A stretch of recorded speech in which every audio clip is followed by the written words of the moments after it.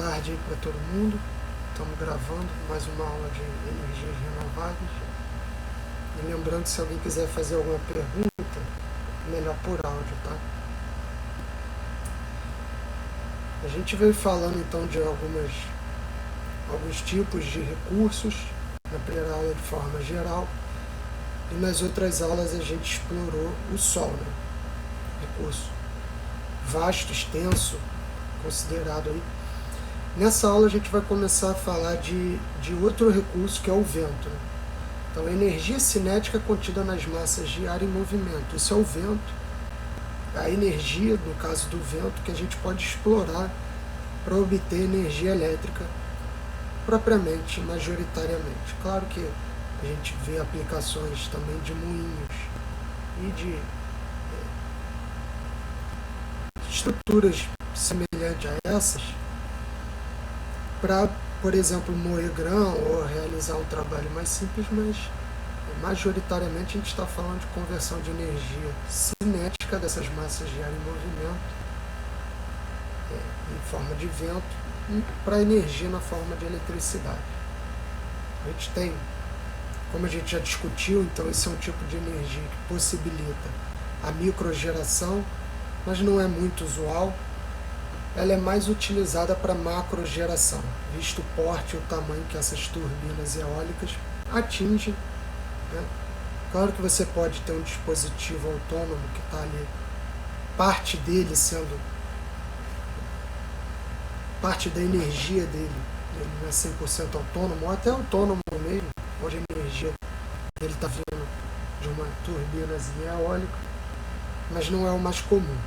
O mais comum desse tipo de aplicação é em larga escala, como a gente vai discutir aqui.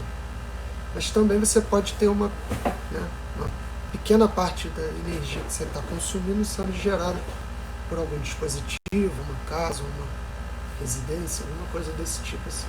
Então a gente tem, só para ter uma ideia aqui de proporção, vocês veem essa foto, interessante, né? Com uma pessoa no alto de uma turbina. Claro que ela deve estar aqui com o cinto e todos os equipamentos, eu imagino, de proteção individual. Tomou todas as precauções, fez uma matriz de risco, analisou as chances de dar problema aqui, mas então a gente hoje em dia já chega num nível bem, vamos dizer assim, robusto dessas turbinas e das pás das torres, a quantidade que pode ser instalada e que está instalada ao longo do mundo. A gente vai discutir um pouco sobre isso. A gente vai começar falando sobre o vento.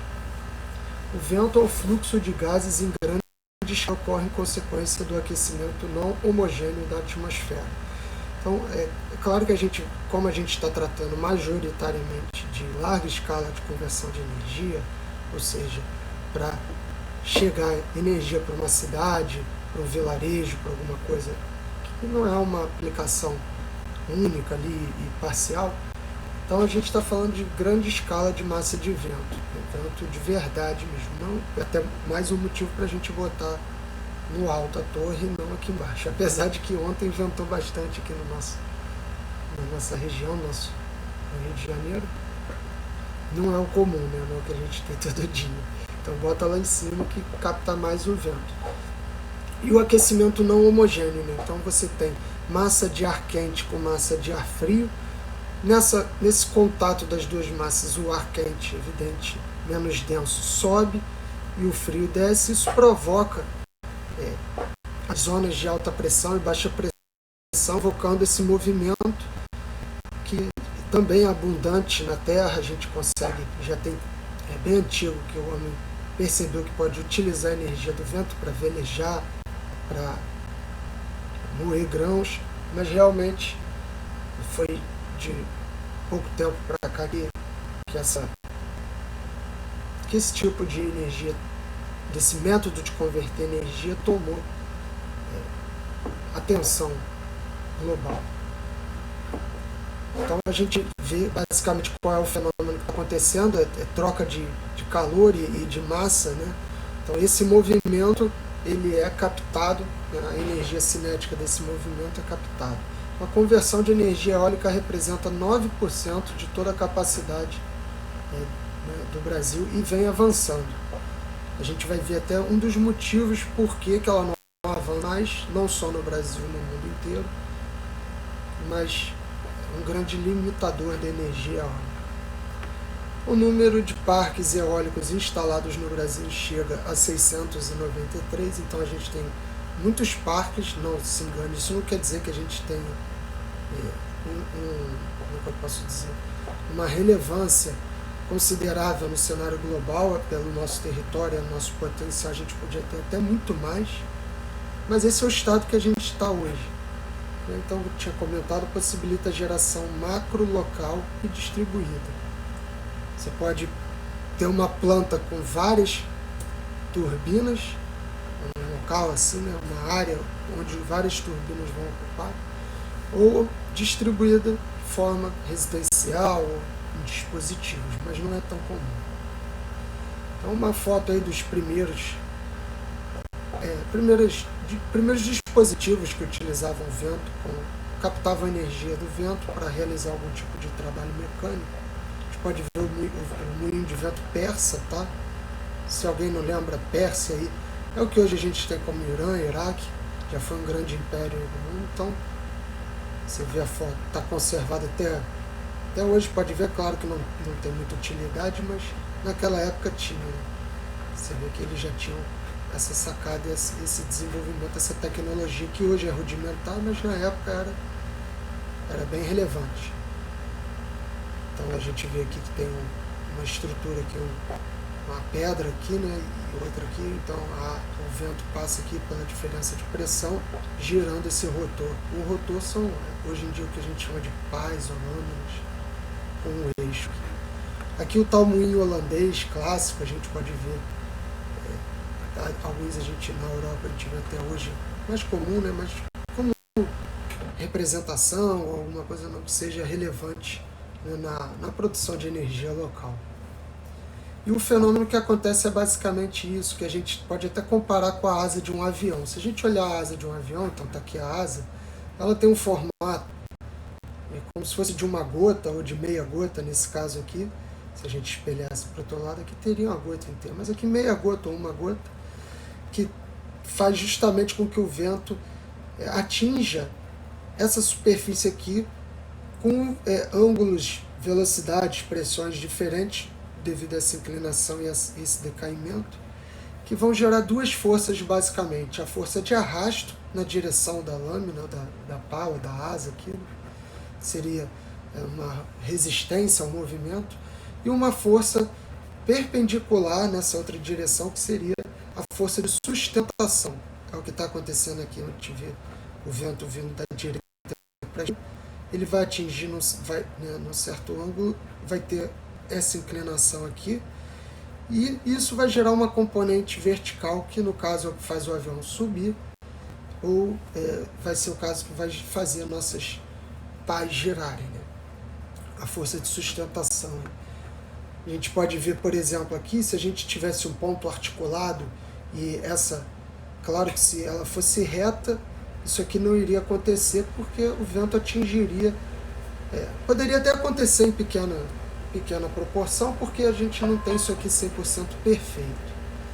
Mas o ideal seria que a gente tivesse aqui uma angulação que fizesse com que o vento atingisse, com diferentes velocidades, ângulos, pressões, os pontos aqui, gerando uma componente, né, uma componente positiva nesse sentido. Então, se esse ponto aqui fosse articulado, você teria esse movimento de giro justamente pela diferença aqui dos dois lados. E é claro que isso aqui evoluiu, então você pode aumentar essa haste que vem para cá. Calma aí que eu acho que deixa eu concentrar aqui. Então você pode aumentar essa haste aqui, né? Puxar ela para cá e essa daqui para cá, para criar mais um caminho de ar aqui, onde vai fazer, claro que o ar vai vir aqui, vai bater e vai voltando nessa direção, empurrando mais um pouco ainda a pá, a hélice, fazendo aumentar aí, vamos dizer, a eficiência desse sistema. Então, agora que a gente contextualizou o nosso fenômeno, vamos dar uma olhadinha na evolução da potência eólica aí, instalada e acumulada no Brasil, tá? Em megawatts.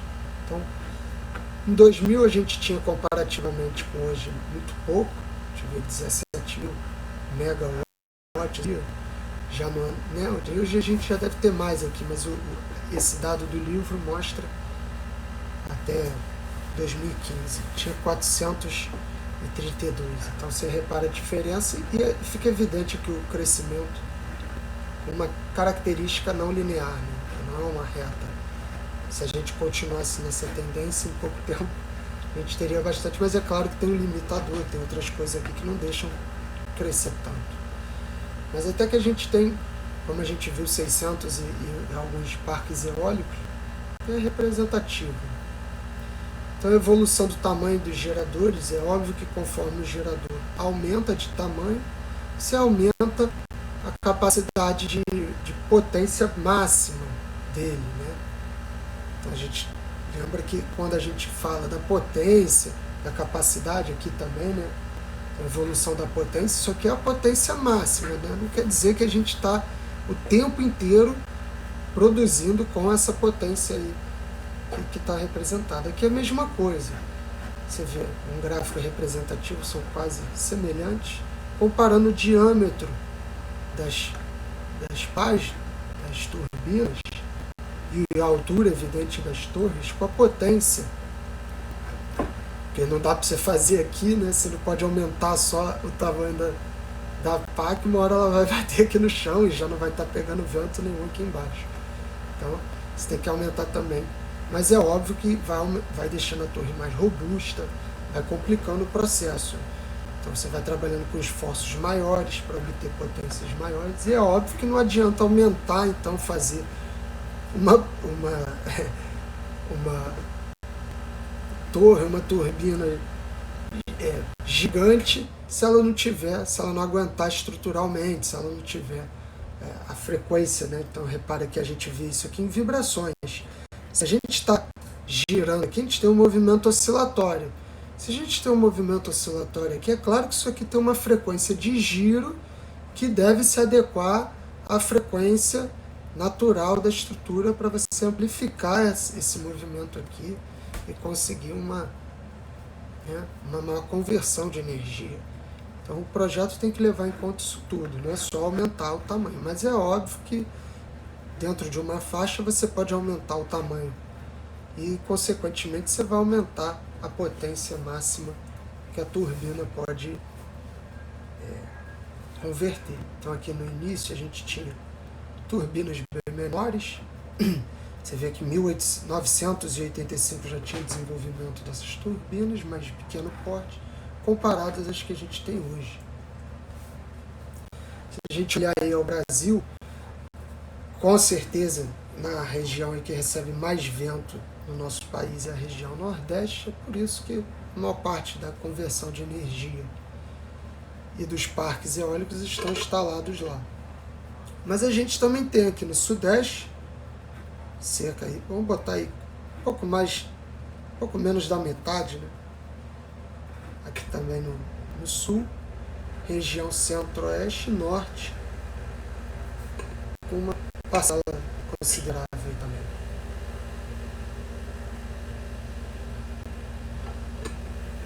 Então repara que o primeiro dado mostra a potência, enquanto o segundo dado mostra também a potência, mas na forma de energia por ano.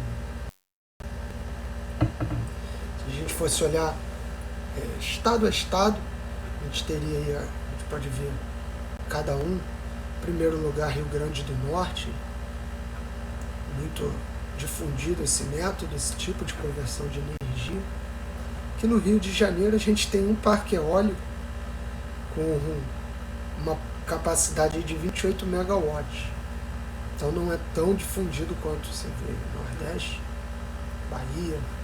Aqui os três primeiros estão aqui, Paraíba, Rio Grande do Norte, Ceará, Rio Grande do Norte, Bahia, tem um aqui, mas também está distribuído ao longo do Brasil. Isso daqui é interessante, vamos prestar atenção, olha, essas são as etapas, né, da energia. Então tem uma planta eólica que vai precisar de uma transmissão, e aqui está o gargalo, basicamente, hoje em dia. Vai precisar de linhas de transmissão que vão chegar numa subestação, né, para transformar, dividir isso, separar, através de linhas de menor porte para chegar nas cidades, até que chega no transformador, que está aqui na rua da gente, no poste, e chega para a nossa residência com essa potência, com essa tensão aqui que a gente está acostumado. Mas repara o seguinte, isso aqui ocupa uma área, né, tem os seus problemas ambientais, não é um método, nenhum dos métodos é perfeito, então a gente poderia citar toda a engenharia necessária para isso aqui, a área ocupada, as aves que se chocam, os ruídos, isso aqui é um grande problema desse método, desse tipo de conversão de energia, o ruído que essas turbinas geram, incomoda, não é pouca coisa, não é frescura, né? É uma das maiores queixas das populações locais. Claro que você não vai ter um parque desse aqui, novamente, no meio de um centro urbano, você vai precisar reservar uma área para fazer isso aqui. Por que você faz isso? Você precisa transmitir, né? Já que a energia está sendo convertida num lugar, ela precisa chegar aqui para as casas, para as indústrias, para os outros lugares onde ela vai ser consumida. E essa linha de transmissão aqui, hoje em dia, é um dos grandes gargalos que impossibilitam o desenvolvimento desses parques energéticos, tanto eólico quanto solar. Então, quando você quer transmitir, imagina se onde que a energia é mais consumida no mundo. Europa, Estados Unidos, China, né? Europa e Estados Unidos. E onde que você tem essas conversões aqui, você poderia fazer elas em larga escala, e onde que o pessoal quer fazer porque é mais barato, tem incentivo, é mais simples, né? Então seria nos países, vamos dizer, periféricos aí, América do Sul, Central, África, Ásia. Então como que você transmitiria essa energia da África para a Europa ou da América Central do Sul para os Estados Unidos? Isso exigiria um custo absurdo, uma perda energética absurda, né, devido aos longos quilômetros de linha que você ia ter que construir. Voltando aqui para as turbinas, então, a gente pode olhar, tem vários tipos, as mais comuns acho que vocês já devem ter visto. Eu vou aqui me mostrar um tipo aqui diferente, né? A gente vai comentar.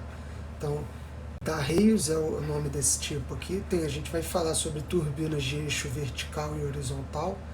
Aqui alguns instrumentos que são utilizados, esse aqui para medir a intensidade do vento, é o anemômetro, e esse daqui para medir, ou uma biruta, para medir a direção do vento, para captar, né? Então, aqui no caso o anemômetro está até acoplado junto. São instrumentos que a gente vai comentar. Classificação das turbinas, então você tem turbinas de pequeno porte, grande porte e megawatt turbinas. Então a classificação é basicamente até 30 kW de potência. Entre 30 e 1 megawatt você já tem o que é considerado uma grande turbina, e acima de 1 megawatt já é uma multi ou mega turbina. São turbinas bem relevantes aqui.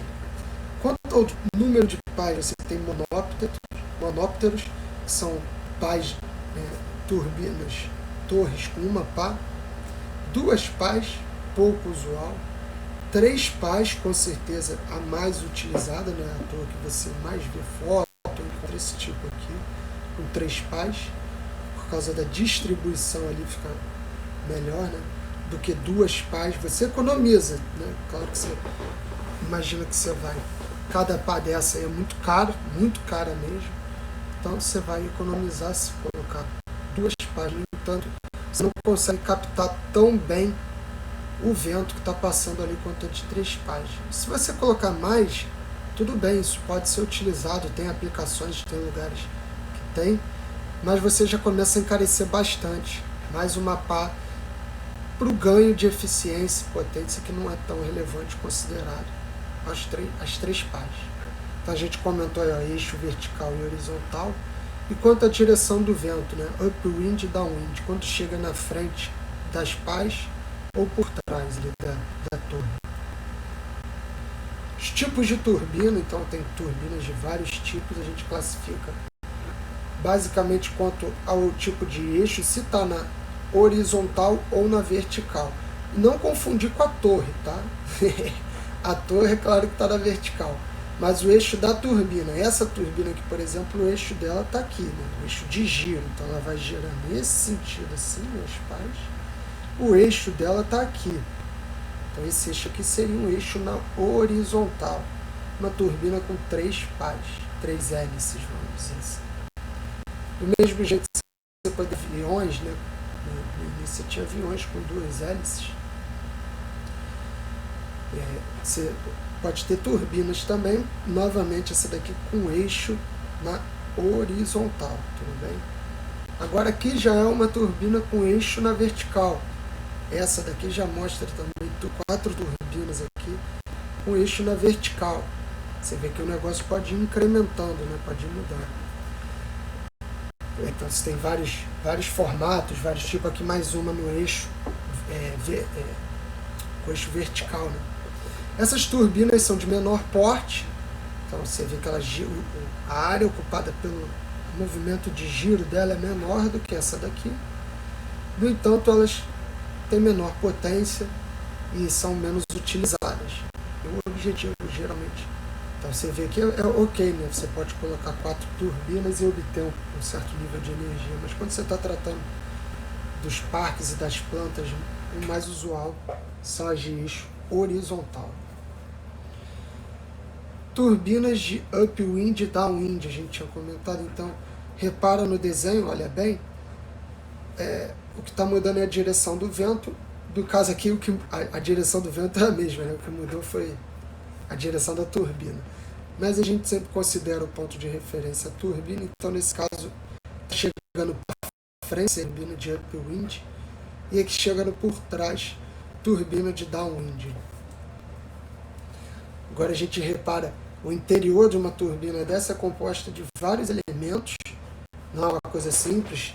Claro que pode ser feito de qualquer maneira e de formas bem rudimentares, mas o que a gente está tratando aqui vocês devem encontrar, provavelmente se forem trabalhar com isso aqui, é desses tipos aqui. Os elementos a gente pode destacar. Os principais, então, seria o rotor, essa parte aqui central que fica girando, as pás, responsáveis por captar a energia do vento, o gerador ou conversor, como a gente já comentou, né? Gerador, termo meio um tanto equivocado, porque gera, ele na verdade converte, e a torre. Aí aqui você poderia comentar da caixa de engrenagem, de embreagem, dos sistemas de controle, uma série de coisas, né? O anemômetro mede a intensidade da velocidade do vento, a gente tinha comentado do anemômetro. A biruta, para captar a direção do vento, então esses são os 2 sensores aí, não vamos chamar a biruta de um sensor, mas 2 instrumentos que auxiliam e informam sobre a torre, a turbina. As pás, os conversores, mecanismos de controle, a gente comentou, caixa de transmissão, nacelle, né? Nacelle composto pela caixa multiplicadora, freios, embreagem, mancais, controles eletrônicos, e a torre que sustenta a estrutura. Então, o nacelle fica aqui, vocês falaram aqui, né? Dá para ver o nacelle. Então, mais uma foto aí, com uma pá a gente encontra, mas é pouco usual. Olha aqui novamente o tamanho das pessoas, de um carro, o tamanho da turbina. 2 pás. Hoje em dia a gente já tem geração offshore, então você encontra, por que não instalar essas turbinas no oceano, já que no oceano tem muita incidência de vento. Eles são inclusive até mais previsíveis no oceano do que aqui, então, porque, claro, eles vêm mudando do oceano para cá, das zonas de baixa potência, de alta potência para as de baixa potência. E aqui a imagem de uma disco com 5 páginas, formato estrela. Mas aqui a gente vê isso aqui chamar a atenção. Esse tipo possibilita também a geração offshore. Então você consegue instalar. Claro que inicialmente a gente começou onshore, depois, hoje em dia a gente já tem grandes instalações aí offshore. O sistema de conversão pode ter de 2 tipos, então. Sistema de rotação fixa, onde os geradores vão trabalhar com indução simples. Então lembra que o gerador aqui faz, né? Ele vai girar com a energia do vento, variando aqui o campo magnético, induzindo uma corrente, né, nas bobinas. Então utiliza a caixa de transmissão mecânica para compensar variações de rotação, são menos eficientes. Se encarecer o projeto e for aqui para sistema de rotação móvel, aí você tem sistemas de geração que utilizam geradores do tipo gaiola-esquilo, né, que está mostrado, e operam em larga escala, então são os mais encontrados. Se a gente começar a pensar então no nosso recurso disponível, que é o vento, já seria de imaginar que a potência, né, disponível então vai ser proporcional à velocidade do vento. Então vamos imaginar aqui e não confundir essa potência disponível com a potência convertida. Você não vai converter toda essa potência aqui para energia, vamos dizer assim, elétrica, tá? Mas a potência disponível, se a gente tivesse que estimar, a gente poderia, se eu fosse apresentar a equação para vocês, seria 1/2. No coeficiente de inércia, a gente poderia colocar a densidade aqui do fluido, então 1/2 de ρ a área da turbina, né, das hélices, das pás, vezes a velocidade do vento ao cubo. Então, como é que a gente chega nisso? A gente partiria da equação da energia, já que a energia cinética é 1/2 da massa vezes a velocidade do vento ao quadrado. A gente pode substituir a massa pela densidade vezes o volume, né? Onde o volume, se a gente fosse reparar, se o volume, né, desse volume de controle aqui do fluido seria a área das próprias hélices, esse círculo aqui, vezes que a gente vai ver aqui que é a velocidade. Então, se a gente colocasse aqui o volume, seria a área vezes um comprimento L, vamos chamar esse comprimento aqui de L. Então, a gente poderia assumir que a derivada do volume no tempo seria a área, que é constante psi, sendo a derivada, né, do comprimento pelo tempo, a gente encontraria a velocidade. Lembrando também que a vazão é a velocidade vezes a área, né? E a vazão verdadeira aqui seria vamos dizer, a massa específica vezes a vazão. A gente poderia então substituir isso aqui e transformar, né, já que a energia seria derivada no tempo, a potência no caso é a derivada no tempo da energia. Então, se a gente substituir isso aqui, já é um dV/dt aqui, né, e colocar um dE/dt desse lado, a gente vai encontrar que a potência é 1/2 da densidade vezes a área, e aqui substituindo, né, a área vezes a velocidade, densidade então vezes a área vezes a velocidade do vento ao cubo. Então, isso é uma equação cúbica, que se a gente partir de uma velocidade zero, a gente não teria potência nenhuma. E conforme a gente vai aumentando a velocidade aqui do vento, a gente teria um perfil desse tipo aqui.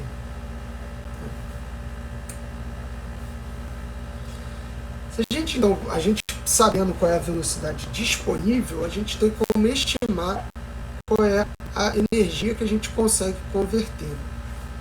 De que maneira? Então, se a gente olhasse aqui o modelo de uma turbina eólica, ela é mais ou menos isso aqui. A gente tem uma velocidade V1 que vai chegar na turbina e a gente tem uma velocidade V3 que vai sair da turbina. É evidente que essa velocidade V3 ela é menor do que a velocidade V1, porque parte da energia, né, tem perda de carga, tem atrito, tem reflexão aqui do vento. Então parte dessa energia vai ficar aqui contida no que a gente poderia chamar de V2, que não é exatamente a velocidade de giro da turbina. É como se fosse uma velocidade da energia que ficou ali. Então a gente pode, a partir desses três parâmetros, V1, V2 e V3, começar a fazer algumas contas aqui e estimar alguma coisa sobre a turbina, né? Sobre o potencial e a potência obtida. Repara que V2 vai ser obtido em função de V1 e de V3, né? Que são velocidades fáceis de estimar, uma vez que V2, lembrando, não é a velocidade de giro da turbina. Então a gente vai só chamar de V2 a velocidade da energia que fica na turbina. Porque se fica uma energia aqui e ela está girando, então teria uma velocidade que a gente poderia encontrar. Mas vamos focar aqui na V1 e na V3.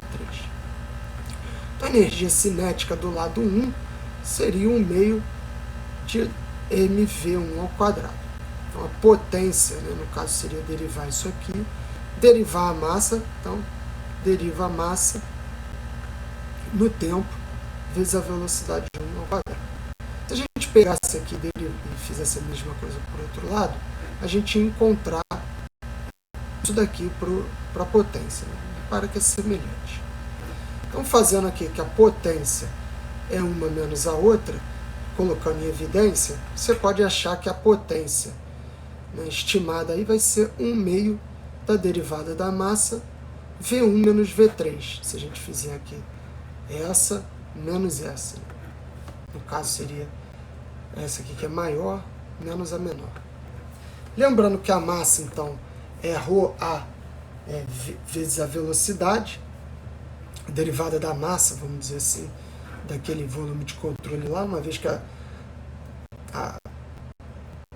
massa específica, né, que é a densidade, a área, e não estão mudando, então seria só aqui a velocidade. E aplicando nessa equação aqui, então trocando isso daqui por isso, a gente encontra essa equação aqui da potência estimada para a nossa turbina, né? A partir de uma diferença de velocidade aqui de V1 e V3, que são fáceis de estimar. Então, sabendo a velocidade que chega e a velocidade aqui que sai da turbina, a gente pode estimar a potência através dessa equação.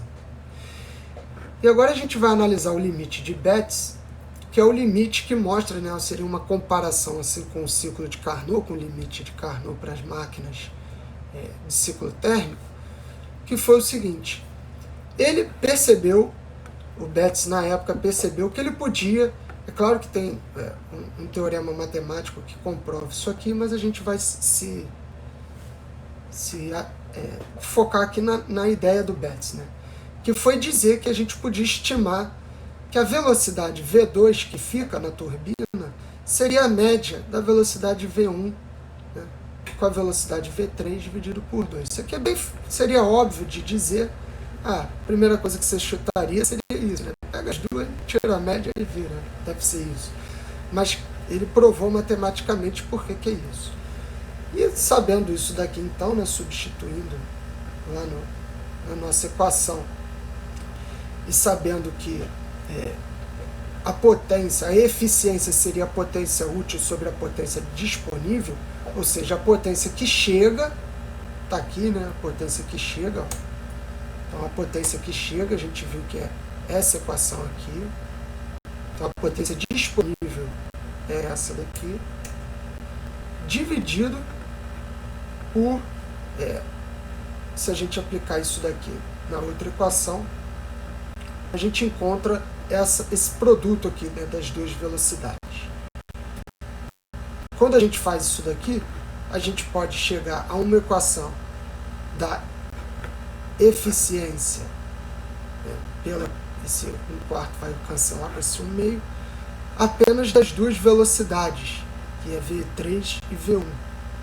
E agora ficou simples, né? Se a gente chamar esse produto aqui de V3 sobre V1 de X, a gente pode transformar essa equação nessa daqui. Repara, 1 meio repetiu, 1 repetiu, aqui é X, né, vezes 1 menos, aqui faltou o sinal de menos, peço perdão, tá, faltou o sinal de menos aqui, então menos X ao quadrado. Então eu chamei essa divisão aqui de x. Então a gente pode derivar, isso aqui vai dar uma equação cúbica, né, fazendo a distributiva. Ó. Se a gente fizesse aí a distributiva e encontrar essa equação cúbica aqui, a gente pode derivar uma vez, igualar a zero, e derivar a segunda vez, né, para encontrar as raízes. Desculpa, para verificar se é máximo e mínimo, né? Aplicando a técnica da primeira derivada, você encontra o ponto de inclinação zero, então onde você, igualando a zero, né, onde que você tem mudança da curva, e a segunda derivada vai dar se é máximo ou se é mínimo. Então se a gente fizer isso aqui, igualar a zero e tirar as raízes, a gente vai encontrar menos 1 e 1/3. Se a gente fizer a segunda derivada e aplicar, a gente vai ver então que esse ponto aqui nos levaria a um ponto de mínimo e esse 1/3 aqui é um ponto de máximo. Então, como a gente está interessado nos pontos máximos de potência máxima, no caso o Bethe estava interessado, ele pegou esse valor aqui de 1/3 e chegou a essa conclusão. Então, aplicando 1/3 naquela equação, se a gente vier aqui e colocar 1/3, se a gente imaginar que 2/3 da energia fica na turbina, então a gente tem aqui 1/3 de relação aqui de uma para outra, né? Essa daqui é 3 vezes maior do que essa. Aplicando na equação, a gente encontra, né, aqui ficou fácil de fazer, que 1/3 ao quadrado, a calculadora faz, repete aqui, faz, vai encontrar 0,593, o que vai dar um máximo de 59,3% de potência que uma turbina eólica é capaz de converter. Então, se estiver trabalhando nas melhores condições possíveis, o máximo que uma turbina eólica consegue converter de eficiência seria isso daqui, ó, 59,3%. Traçando então o gráfico dessa equação, da potência, no caso, não da eficiência, da eficiência, não da potência, a gente veria que exatamente para 1/3 a gente teria um ponto de máximo, né? Menos 1 já ficaria um ponto de mínimo, por outro lado, característica da equação, né? Seria para cá, mas a gente não está interessado. Então, em 1/3 a gente tem o máximo aqui, dando exatamente isso, e a variação disso, ó, faria com que caísse essa eficiência, né? Então, se você tivesse aqui 0,2, né, uma relação de 2 para 10, você já teria aqui mais ou menos meio, vamos dizer assim, de eficiência, 50%, que estaria se repetindo por aqui também, mais ou menos. E conforme você vai aumentando, essa relação ela vai diminuindo. É claro que se a velocidade for zero, você não tem potência nenhuma. Então, se a gente reparasse o limite de Bethe, seria um limite máximo, assim, ideal que os conversores eólicos chegariam, né, o máximo aqui de 0, vamos pegar aqui 0,6. E aqui os conversores que a gente viu, ó, esse aqui no caso de turbina de eixo vertical, aqui de eixo horizontal, mas um moinho de vento tradicional, eixo vertical aqui eixo horizontal, mas mudando o número de pais, a gente vê a diferença da curva. Você vê que algumas já partem de uma eficiência maior, chegando a um pico mais elevado, né? Então não é à toa que a gente usa mais essa daqui, depois essas de eixo horizontal, porque elas já saem de uma eficiência maior e é claro que elas vão ter aqui um ponto máximo maior de potência, de eficiência, evidente. Essas daqui com menos, né? E outra coisa interessante de reparar nessas curvas é a largura, ou seja, vamos dizer assim, o range, né, de velocidade com que ela pode trabalhar. Então, não é à toa que a de uma pá que tem maior range, no entanto, a eficiência e a potência dela não são tão consideradas quanto a de 3 pares. A de 3 pares tem um range considerado grande, né? Se você olhar aqui, essa Rotosavonius, é bem estreito esse range que está aqui. Os moinhos antigos, multipás, né? Tem determinadas aplicações. Se você só tiver velocidade, né, baixa aqui, você teria que utilizar essas, né? Não adianta colocar uma de 2 pás, de 3 pás, talvez não fosse tão eficiente. Então, né? Mas se você tem disponibilidade de vento e dinheiro para investir, já cai nesses outros modelos aqui.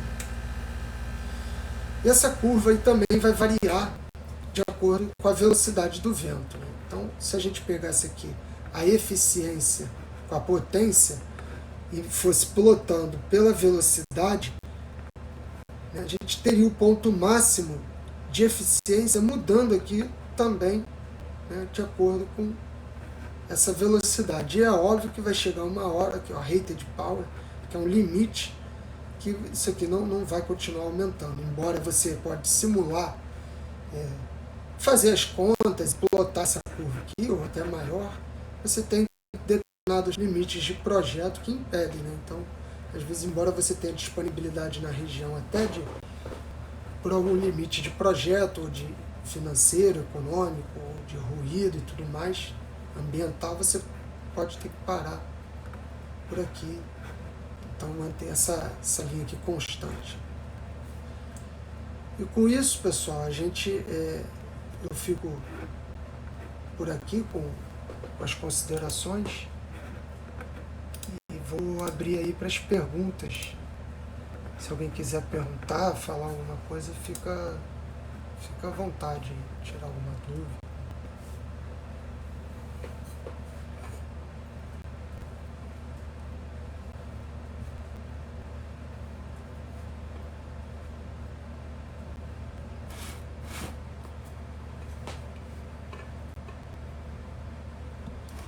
Pode falar.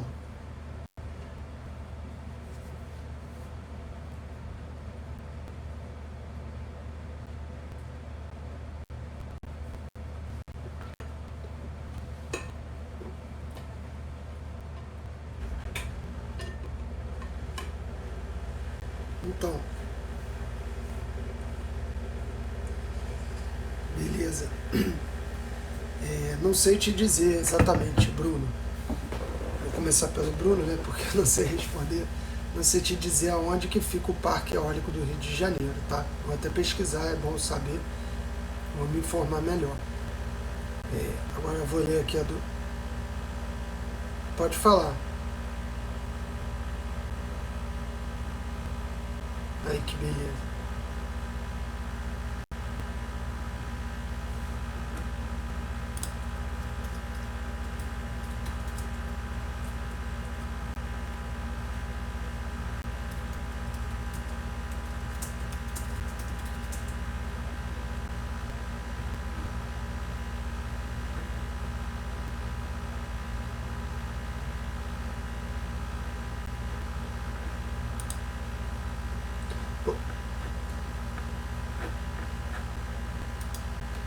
Pô, que bom, Lucas. Maneiro você compartilhar isso aí com a gente e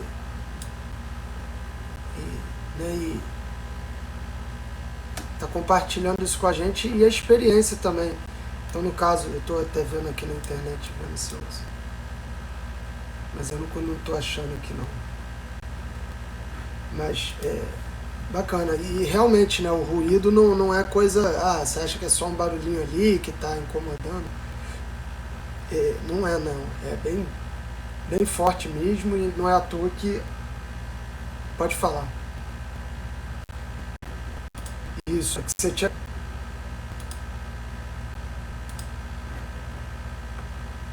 Ah, beleza. Eu tinha visto aqui também, Gargaú. Só que você tinha falado São Francisco, né? Mas é isso mesmo, estava atuando. Eu queria ver onde é que fica exatamente. Vou jogar aqui no Maps. Já vou te responder, Luca.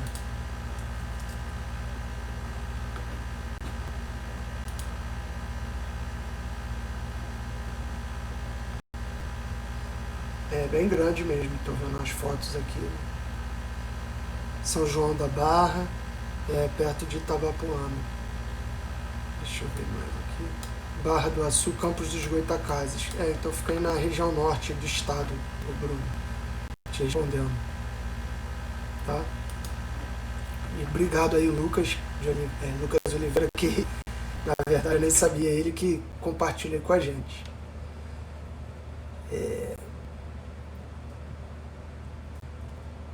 E agora do Luca, a turbina em si não tem capacidade para isso, o limite que você mencionou. Então, existem limites esse limite eólico, esse limite aí que o Matheus está falando também, né, o de BET, e também alguns limites de projeto. Às vezes você não pode instalar uma turbina que seja do tamanho que vai precisar para captar um vento maior ou menor, né? No menor pode, não tem problema, eu acho, mas vai deixar de captar o melhor. Mas o maior, justamente por isso, por ruído, por dinheiro, por projetos, por limitações ambientais, do caso dos animais e de mudar, né? Então, acho que é um pouco por aí. Sim, mas o limite também vai determinar que ela não pode passar de 63%, né? De 60%, 59,3%. Né? Então você pode até gerar isso aí numericamente aí, mas teoricamente o máximo que você consegue seria isso.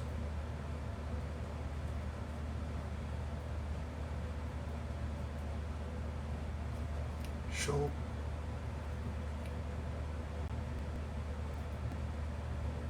Alguém quer perguntar mais? Pode perguntar, galera. Fica à vontade aí.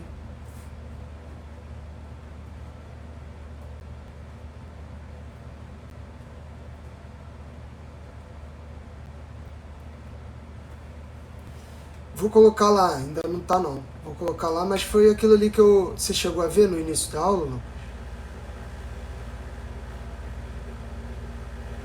Isso. Se não viu, não tem problema não. Eu vou colocar lá no Moodle e aí vocês vão ter acesso. Vou colocar lá os itens, item por item.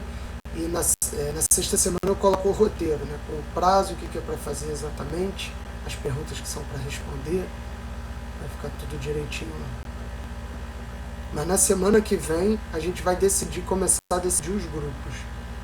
Então tem que dizer qual vai ser o grupo e qual vai ser o tema que escolheu. Se por acaso não souber ainda na semana que vem, não tem problema, mas algum grupo já pode escolher o tema que você estava pensando em fazer. E antes de enviar o trabalho, tem que dizer qual é o grupo, qual é o tema que vai fazer, claro. Não pode repetir, tá? Beleza?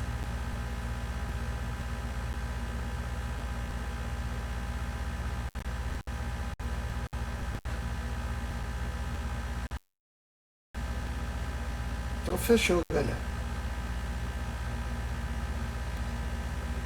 Um abraço aí para o pessoal que ainda não tá, que não vai para aula de vibrações, né? Hoje ainda tem vibrações para alguns. Valeu? Um abraço, pessoal. Tchau, tchau.